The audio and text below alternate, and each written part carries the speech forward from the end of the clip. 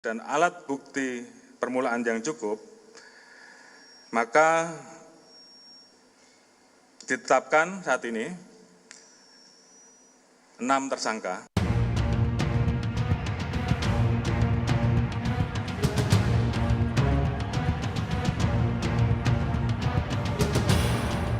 Penyidikan tragedi Kanjuruhan Malang memasuki babak baru. Polri menetapkan 6 orang menjadi tersangka dalam tragedi ini. Ke-6 tersangka dinilai memiliki andil terhadap tewasnya 131 orang pasca laga Arema FC melawan Persebaya Surabaya pada 1 Oktober lalu. Mereka memiliki perannya masing-masing dalam tragedi Kanjuruhan.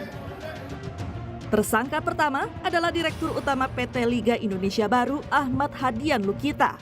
Ahmad dinilai tidak melakukan verifikasi Stadion Kanjuruhan yang seharusnya wajib dilakukan sebelum pertandingan. Yang kedua, Ketua Panitia Pelaksana Arema FC Abdul Haris. Abdul dinilai tidak membuat pengaturan keselamatan dan keamanan stadion. Abdul Haris juga dinilai mengabaikan keamanan ketika jumlah penonton yang ternyata melebihi kapasitas stadion. Tersangka ketiga, Security Officer Arema FC Suko Sutrisno. Suko diketahui memerintahkan steward untuk meninggalkan stadion yang menyebabkan penonton kesulitan keluar stadion. 3 tersangka berikutnya adalah Kabag Ops Polres Malang Kompol Wahyu SS, Komandan Kompi 3 Brimopolda Jatim AKP Hasdarman, dan Kasat Samapta Polres Malang AKP Bambang Sidik Ahmadi. Ketiganya dinilai bersalah terkait penggunaan gas air mata di dalam stadion yang secara aturan FIFA dilarang digunakan. Kemudian Saudara Wahyu SS, Kabag Ops Polres Malang, melanggar pasal 359 KUHP atau pasal 360 KUHP. Yang bersangkutan mengetahui terkait adanya aturan FIFA tentang larangan penggunaan gas air mata. Namun yang bersangkutan tidak mencegah atau melarang pemakaian gas air mata pada saat pengamanan. Menko Polhukam Mahfud MD sebagai Ketua Tim Gabungan Independen Pencari Fakta TGIPF menargetkan memberi laporan kepada publik dalam 2 pekan mendatang. Mahfud juga mengatakan TGIPF disebar ke sejumlah lokasi mulai dari Malang, Surabaya, Jakarta hingga ke sejumlah lembaga untuk mencari fakta dalam tragedi Kanjuruhan. Ya diperkirakan 3 minggu, tapi sekarang sedang berusaha dipercepat rekomendasi TGIPF ini 2 minggu. Akan diusahakan 2 minggu. Sekarang semua data sudah dikumpulkan, yang dari media, dari macam-macam dikumpulkan. Nah sekarang kami nyebar tim ke Malang, ke Surabaya, Jakarta, ke lembaga-lembaga untuk memvalidasi dan untuk mendalami itu semua. Sementara itu, Komisi Nasional Hak Asasi Manusia Komnas HAM membeberkan sejumlah temuan terkait tragedi Kanjuruhan. Dari hasil pengecekan terhadap supporter yang turun ke lapangan dan pemain Arema FC, Komnas HAM mendapati tidak ada niat dari supporter untuk membuat rusuh. Selain itu, Komnas HAM juga menemukan indikasi penyebab banyaknya korban tewas di Stadion Kanjuruhan adalah akibat kekurangan oksigen dan efek gas air mata. Kondisi jenazahnya sendiri, ya, secara fisik gitu, ada beberapa yang sangat-sangat memprihatinkan, dan ini menunjukkan sebenarnya kurang lebih ya menjadi potensi penyebab kematian. Yang pertama adalah kondisi jenazahnya banyak yang mukanya biru, jadi muka biru ini banyak. Nah ini yang menunjukkan kemungkinan besar karena kekurangan oksigen, karena juga gas air mata. Jadi tidak ada pemain yang luka. Jadi kalau ada informasi gitu ya yang bilang bahwa supporter ke sana mau menyerang pemain, itu pemainnya bilang bahwa itu tidak seperti itu, dan supporternya juga bilang bahwa tidak seperti itu. Jadi selain soal penggunaan gas air mata, temuan lainnya yang jadi sorotan dalam tragedi Kanjuruhan adalah kelalaian PT Liga Indonesia Baru yang tidak melakukan verifikasi kelayakan Stadion Kanjuruhan dan jumlah penonton yang melebihi kapasitas stadion karena masih ada tribun yang tidak menggunakan single seat. Atas temuan itu, pengamat sepak bola Gita Suwondo menyatakan setiap stadion penting untuk menerapkan standar single seat agar tidak ada salah perhitungan soal kapasitas stadion. Tapi kan kalau di liga tidak ada aturan bahwa harus single seat semua. Kenapa tidak ada aturan seperti itu? Karena klub-klub seperti Barito Putra, kemudian klub-klub seperti Borneo FC kan stadionnya belum single seat. Artinya mereka harus merenovasi semua stadionnya. Dan stadion itu kan bukan milik klub. Stadion itu kan milik Pemda.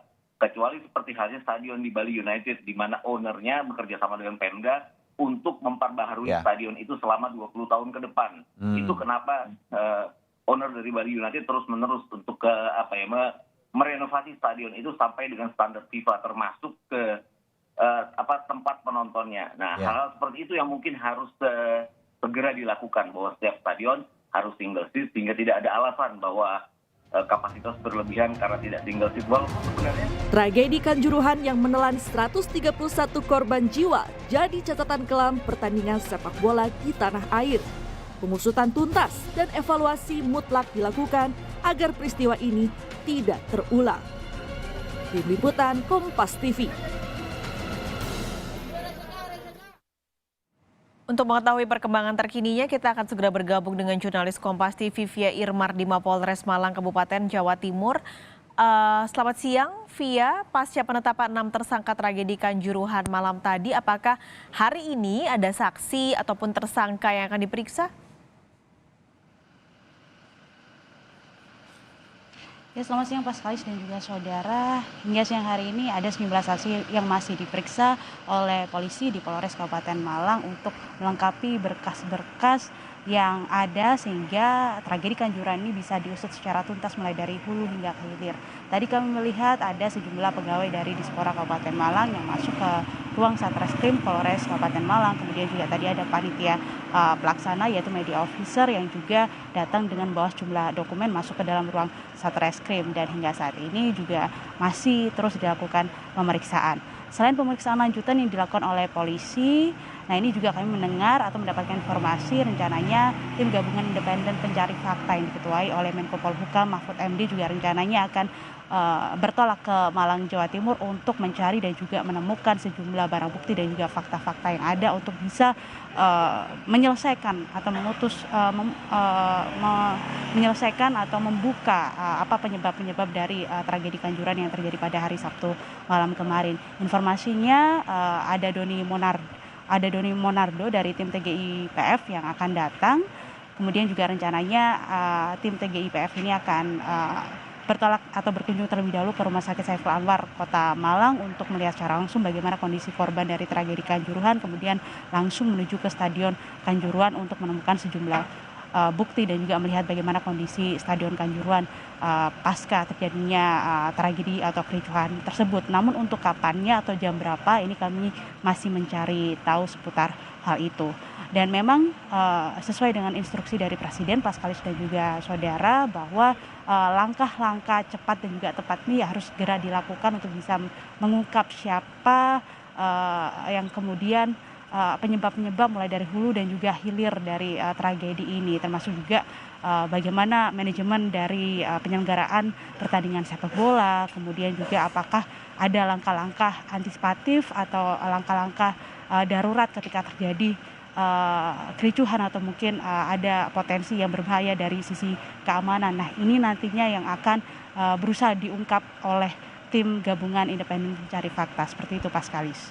Via, ini kan sudah ada 6 orang ditetapkan tersangka oleh polisi, tapi adakah institusi lain yang juga melakukan investigasi terkait tragedi Kanjuruhan ini terpisah dengan yang dilakukan oleh polisi, Via? Ya, sejauh ini yang kami terima untuk institusi lain yang mencari investigasi sendiri, yaitu diantaranya ada Kompolnas juga yang beberapa waktu lalu juga datang dan juga meninjau secara langsung di Stadion Kanjuruhan. Kemudian juga Komnas HAM juga menerima sejumlah laporan juga dari para supporter dan juga beberapa pihak terkait bagaimana peristiwa ini bisa terjadi. Seperti itu, Pak Skalis.